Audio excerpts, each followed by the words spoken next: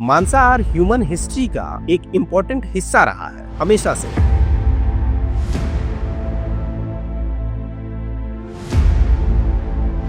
सवाल ये उठता है कि ये मांसाहार बंद कैसे हुआ, जितना भी हुआ, और ये भी कि गाय डिवाइन होनी कब शुरू हुई। हमसे अक्सर ये कहा जाता है कि ये हिंदू सभ्यता का पार्ट नहीं है, तो सही क्या है? वेदों में खाने के लिए बैल और गाय दोनों के वध का जिक्र है। फिर हिंदू समाज में शाकाहार कैसे आया? नमस्ते दोस्तों, मैं उदयन किशोर, और सबसे पहले सबसे जरूरी बात, और वो जरूरी बात ये है कि नॉन वेज एज इन मांसाहार ने ही इंसान को इंसान बनाया, जानवरों से अलग बनाया।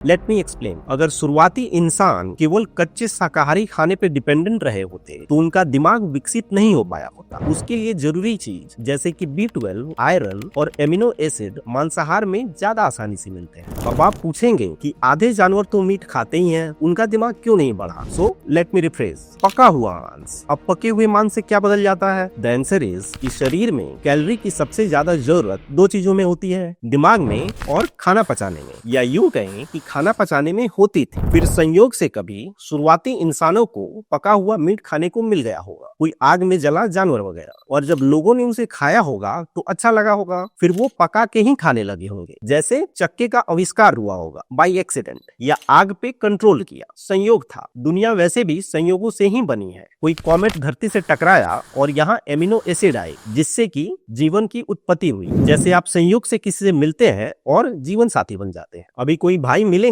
जो कहने लगेंगे कि वो तो अपने कुत्ते को सालों से पका मीट खिला रहे हैं, वो तो नहीं बना इंसान जितना तेज। तो उनको बताइएगा कि ये प्रोसेस बहुत लंबा चला, पका मीट खाने वाला, लाखों सालों तक, जबकि इंसानी सभ्यता की शुरुआत बस 10 से 12,000 साल पहले ही हुई। एनीवे, पके हुए मीट से क्या बदला? खाना जल्दी पचने लगा, और उससे जो खाना पचने में लगने वाली एक्स्ट्रा कैलोरी बचती थी वो दिमाग के विकास में यूज होने लगी। इस तरीके से इंसानी दिमाग का विकास हुआ और हम बाकी जानवरों से अलग हुए। फॉर रेफरेंस, हालांकि दिमाग का वजन शरीर के कुल वजन का सिर्फ 2% होता है, लेकिन ये शरीर की कुल कैलोरी का लगभग 20% यूज करता है। वीडियो के नीचे एक स्टोरी का लिंक है इसके बारे में, और उस स्टोरी में इस टॉपिक पे बहुत सारे रिसर्च पेपर्स का लिंक दिया गया है। ये बहुत जनरल नॉलेज है इस फील्ड में, मांसाहार और इंसानी दिमाग के विकास के कनेक्शन का। मैं कोई क्रांतिकारी बात नहीं कर रहा है।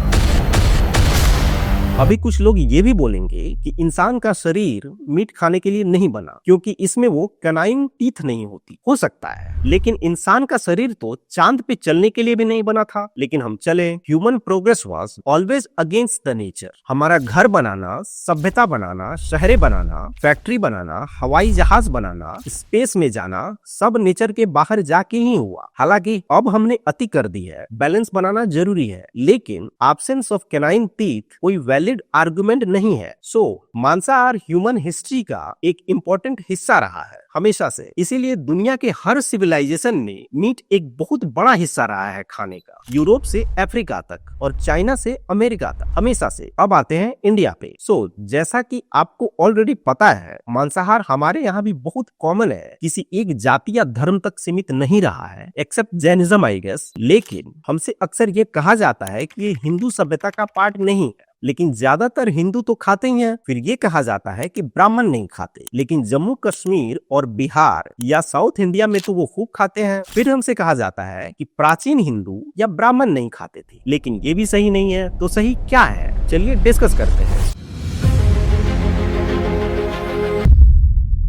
हिंदू सभ्यता की इंस्पिरेशन वेदों से आती है। पहले वेदों को डिस्कस कर लेते हैं। पहला वेद ऋग्वेद था, जिसकी रचना 3500 से 3000 साल पहले के बीच में हुई थी, बेस्ड ऑन अवेलेबल एविडेंस। अब कहने को तो जो मुंह में आया कह दो, लाखों साल पुरानी हिंदू सभ्यता हो सकता है, लेकिन इस बोले पे तो इंसानी सभ्यता की शुरुआत ही 10,000 से 12,000 साल पहले हुई थी, किसी भी कोने में है। इस ऋग्वेद पीरियड को अर्ली वैदिक पीरियड कहा जाता है। बाकी के वेद यजुर्वेद, सामवेद और अथर्ववेद 3000 साल से लेके 2400 साल पहले तक के बीच में कंपोज किए गए थे। इस काल को लेटर वैदिक या उत्तर वैदिक काल कहते हैं। ये जो वेद है वो मंत्रों, दोहों वगैरह के संकलन थे। ऋग्वेद 1028 श्लोकों का एक कलेक्शन था, जिनमें से अधिकांशतः देवताओं की प्रार्थनाएं हैं, जिनका इस्तेमाल बलि देने के वक्त होता था। यजुर्वेद में पशु बलि देते वक्त पुजारी क्या तरीका इस्तेमाल करेंगे, कौन सा श्लोक पढ़ेंगे, इसका वर्णन है। बाकी सामवेद ऋग्वेद के ही कई सारे श्लोकों का एक संग्रहण है, जिसका उपयोग धार्मिक अनुष्ठानों,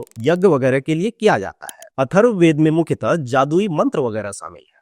वैदिक सभ्यता में यज्ञ और पशु बलि ही पूजा करने का मेन तरीका था। और क्या होता था बलि देने के बाद? उस मांस को पका के प्रसाद के रूप में खाया जाता था। इसको इस तरीके से समझा जा सकता है कि लेटर वैदिक टेक्स्ट में पूर्वी उत्तर प्रदेश और बिहार के बारे में, जहां आर्य बाद में पहुंचे, ये कहा जाता है कि ये अपवित्र भूमि थी, जहां वैदिक बलि नहीं दी जाती थी। उनके लिए अजीब था कि लोग पशु की बलि नहीं देते थे। होता है, जो आप नहीं कर रहे होते वो हमेशा अजीब और गलत ही लगता है। जब बाबर भारत आया था, उसने यहाँ के लोगों को अजीब कहा था क्योंकि यहाँ रिश्तों में शादियां नहीं होती थी। हिंदुओं को इस्लाम अजीब लगता है क्योंकि उनमें होती है। नजरिया है। एनीवे, पशु बलि जीने का तरीका था वैदिक काल। अश्वमेध यज्ञ में क्या होता था? जब घोड़ा वापस आता था लौट के, उस घोड़े की बलि दी जाती थी और उसका मीट प्रसाद में बढ़ता था। घोड़ा तो घोड़ा। अर्ली वैदिक काल में नर बलि के भी प्रचलन का जिक्र मिलता है। नरमेध यज्ञ बोलते थे इसको। हालांकि बाद में ये सिंबॉलिक हो गया था, जहाँ सिर्फ पुतले की बलि दी जाती थी। ऐसा कहा जाता है कि इसमें ब्राह्मणों का बहुत बड़ा रोल था नर बलि बंद करवाने में। और नर बलि का जिक्र सिर्फ यहाँ के सिविलाइजेशन में नहीं है, बल्कि बाहर भी मिलता है। फॉर एग्जाम्पल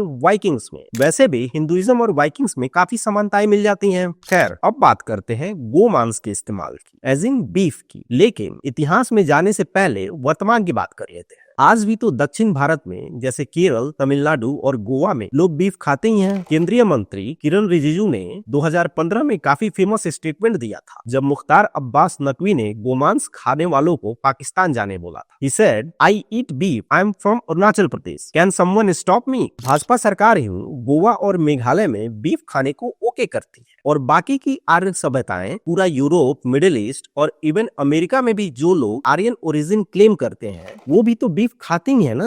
ये अलग डिबेट है कि आर्य ईरान से आए या भारत से ही उत्पन्न हुए, लेकिन सारी आर्य की थ्योरी तो भारत और वेदों से ही स्टार्ट हुई ना। एक हाथ पे आप क्लेम करते हैं कि सब जगह सभ्यता हमने ही फैलाई, दूसरी जगह कहते हो कि ये अलग है। ऐसा कैसे चलेगा? एनीवे, इतिहास क्या है बीफ ईटिंग का? वेदों में खाने के लिए बैल और गाय दोनों के वध का जिक्र है। गोमांस को एक स्वादिष्ट व्यंजन, एज इन डेलिकेसी, माना जाता है, और गेस्ट को गोघ्न कहा जाता था। इसका शाब्दिक अर्थ होता है गाय का हत्यारा, क्योंकि उसके आने पे गाय खिलाई जाती थी, जैसे कि आजकल बकरा या मुर्गा बनाया जाता है। और गोघ्न कोई गाली या अपशब्द नहीं था, बल्कि इज्जत का शब्द था। गाय की बहुत ही ज्यादा वैल्यू थी आर्यन सभ्यता में, इसमें कोई दो राय नहीं है। लेकिन इसे तब तक पवित्र नहीं माना गया था, नहीं तब तक कोई राजनीतिक पशु बन पाया था गाय। इसकी वैसे ही इंपॉर्टेंस थी जैसे बकरी पालने वाले के लिए बकरी की होती है, बहुत इंपॉर्टेंट होती है, बट वो उसकी पूजा नहीं करता। एक उत्तर वैदिक ग्रंथ शतपथ ब्राह्मण में बीफ खाने के पक्ष में एक स्पिरिटेड आर्गुमेंट का जिक्र है। ऐसे बहुत से उदाहरण है वेदों में, मनुस्मृति में, उपनिषदों में, सिर्फ मांसाहार के नहीं बल्कि गाय के मांस की भी। गूगल कीजिएगा, मिल जाएगा। गायों के अलावा बकरियों और भेड़ों को दूध और मांस दोनों के लिए पाला जाता था। और इन सब बातों की पुष्टि सिर्फ लिटरेरी सोर्सेज से ही नहीं होती, बल्कि कई आर्कियोलॉजिकल साइट्स पर मवेशियों और अन्य जानवरों की जली हुई हड्डियां, जैसे कि मांस को आग में पकाने पे होता है, ठीक ठाक मात्रा में मिली है। जैसे कि हरियाणा के भगवानपुरा और दधेरी में, जो कि हड़प्पन सभ्यता के खत्म होने और वैदिक सभ्यता के प्रारंभ के वक्त फल फूल रहे थे। वहीं हस्तिनापुर और अतरंजी खेड़ा जैसी जगहों पे मवेशियों के हड्डियों के अवशेष मिले हैं, जिन पर कट के निशान है, जैसा कि मीट काटने पे होता है। एनीवे, अब सवाल ये उठता है कि ये मांसाहार बंद कैसे हुआ, जितना भी हुआ, और ये भी कि गाय डिवाइन होनी कब शुरू हुई।